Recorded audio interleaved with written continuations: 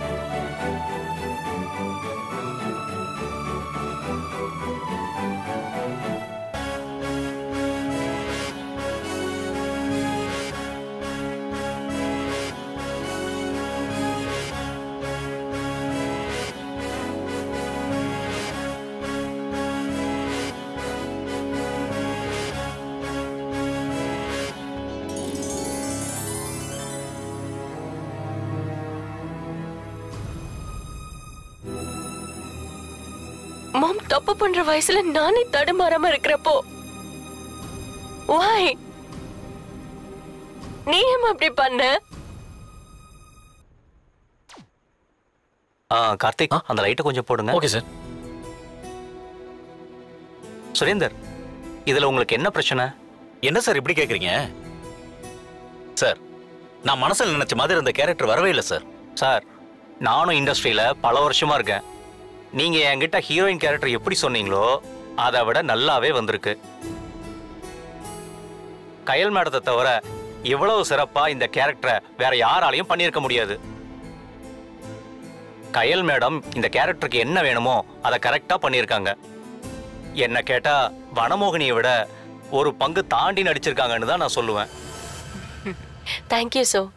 எதுக்கு madam thanks? நான் உண்மைதான் சொல்றேன். சூப்பரா பண்ணிருக்கீங்க மேடம். இத பாருங்க சுரேந்தர், லவ் ஸ்டோரியில ஹீரோயின் கயல் மேடம் தான். ஒரு டைரக்டர் ஹீரோயினை கூட்டிட்டு டிஸ்கஷனுக்கு போவாரா? ஆனா அவன் போனோன்னு அடம் புடிச்சான். கையிலுக்கு ரிஹர்சல் கொடுக்கணும்னு சொல்லி கூட்டிட்டு போனான்.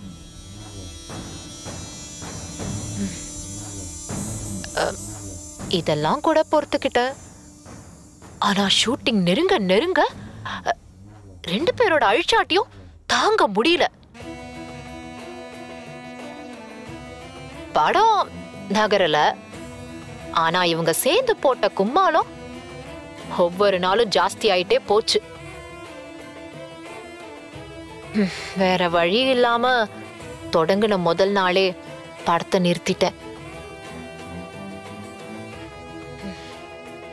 இதெல்லாம் பழைய கதை.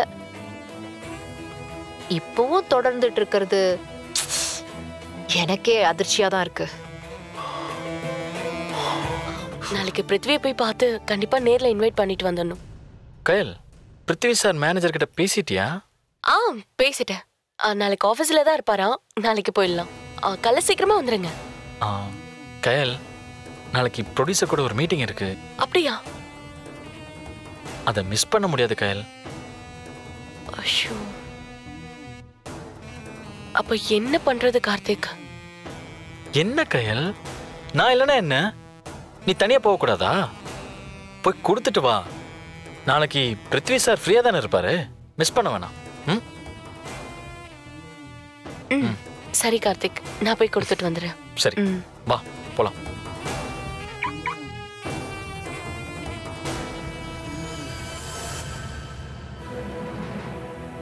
என்னம்மா யோசனை எல்லாம் பலமா இருக்கு? இல்ல மாமா, என்னென்னமோ பண்ணியும் பிருத்விய கவுக்க முடியலேன்னு கவலைப்பட்டுக்கிட்டு இருந்தேன். அப்பதான் அந்த டைரக்டர் சுரேந்தர் ஐடியா வந்துச்சு. அவனை கொண்டு போய் கரெக்டா கோத்து விட்ட மாமா.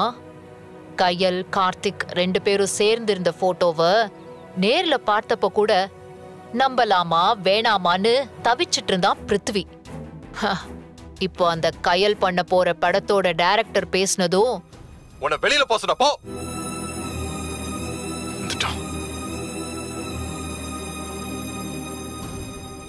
சிவம், இப்போ ஒண்ணு பண்ணலாம்.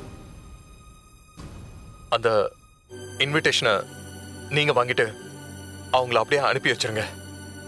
தம்பி, நீங்க கோவப்படுறதுல எந்த அர்த்தமும் இல்லை. நீங்க அறிமுகப்படுத்தினீங்கிறதுக்காக அவங்க படத்தோட பூஜை இன்விடேஷனை கொடுக்க வந்திருக்காங்க. அப்படி இருக்கும்போது இன்விடேஷனை வாங்காம திருப்பி அனுப்புறது எப்படி தம்பி நல்லா இருக்கும்? அப்படியெல்லாம் பண்ணக்கூடாது தம்பி. அது எப்படி முறையாகும்? உங்களை பார்க்காம இருந்தா பரவாயில்ல, நேர்ல வந்து அந்த பொண்ணு பார்த்துருச்சு, அதுக்கப்புறமும் இப்படி பண்ணா நாகரிகமா இருக்காது தம்பி. கையல் இப்படி பண்ணும்னு நானும் எதிர்பார்க்கல. உங்களுக்கு பிடிக்காத விஷயத்த கண்ணுக்கு எதிராக பண்ணியிருக்கு. ஆனா அதுக்காக அந்த பொண்ணை நீங்க அவமானப்படுத்தக்கூடாது தம்பி. பெருந்தன்மையா நடந்துக்கங்க தம்பி. இப்ப நீங்க நடிகர் பிருத்திவியா, தயாரிப்பாளர் பிருத்திவியா இருக்கீங்க. காதல சொன்ன அந்த பிருத்திவியா இல்ல. அப்படி இருக்கும்போது பத்திரிகையை வாங்கிட்டு அனுப்புறதா முறையா இருக்கும் தம்பி. இப்ப நீங்க என்ன சொல்ல வரீங்க? அந்த இன்விடேஷனை வாங்கணுங்கிறீங்க. போங்க சிவம். எனக்கு என்ன கோவம்னா, நடந்ததுக்கு இது வரைக்கும் ஒரு சாரி கூட கேட்கல. அப்படி இருக்கிற அவளை நேர்ல பார்த்து இன்விடேஷன் வாங்கணுங்கிறீங்க. என்ன நினைச்சுக்கிட்டு இருக்கீங்க? இது சம்பந்தமா கையால் ஒரு வார்த்தை கூட என்கிட்ட பேசலாமா? ஒரு சாரி கூட கேட்கல. அதான் என் மனசுக்கு வருத்தமா இருக்குமா. எதுக்குடா அவ உன்கிட்ட சாரி கேட்கணும்? என்னம்மா இவ்வளவு கேஷுவலா எதுவுமே தெரியாத மாதிரி பேசுற? எனக்கு என்னமோ அவ பண்ணது ஒண்ணும் தப்பு மாதிரி தெரியல. தப்பெல்லாம் உன் மேலதான். என்ன? நான் என்னமா தப்பு பண்ணேன்? நீ குடிச்சிட்டு அவ வீட்டுக்கு போய் கலாட்டா பண்ணியே, அது தப்பு இல்லையா? என்னதான் நீ கையில பத்தி கேள்விப்பட்டிருந்தாலும் அதுக்காக தண்ணி போட்டுட்டு அவ வீட்டுக்கு நீ போயிருக்க கூடாது. அதனாலதான் அந்த மேனேஜருக்கு கோவம் வந்திருக்கு. அன்னைக்கு இங்க வந்து அந்த மேனேஜர் சத்தம் போட்டப்போ அவன் தோனியே வேற மாதிரி இருந்துச்சு. ஒரு சினிமா மேனேஜர் எல்லாரும் தனக்கு வேணும்னு தான் நினைப்பான். ஆனா தனக்கு கையில் மட்டும் போதும், மத்தவங்க யாருமே வேண்டாம். பிருத்வி இல்ல எனக்கு சாதாரணம் தூசு, அந்த மாதிரிதான் அவனோட நடத்த இருந்துச்சு. ஏதோ கையல் அவனுக்கு பெரிய உரிமை கொடுத்திருக்கா.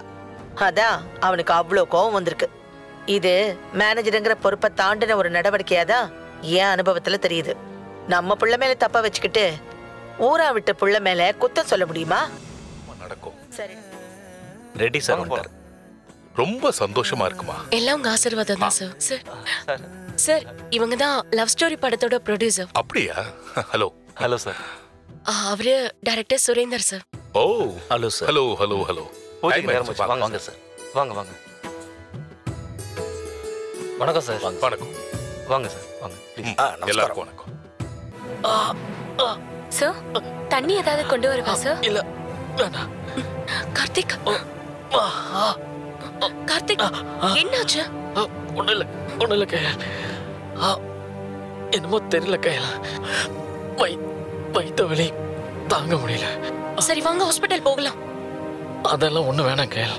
கார்த்திக் சொன்னா கேளுங்க வாங்க. அங்க பாருங்க பிருத்வி சார் வந்துட்டாரு. Hello sir. வாங்க சார். நேத்ரா மேடம் சேர்ந்து வந்திருக்காங்களா?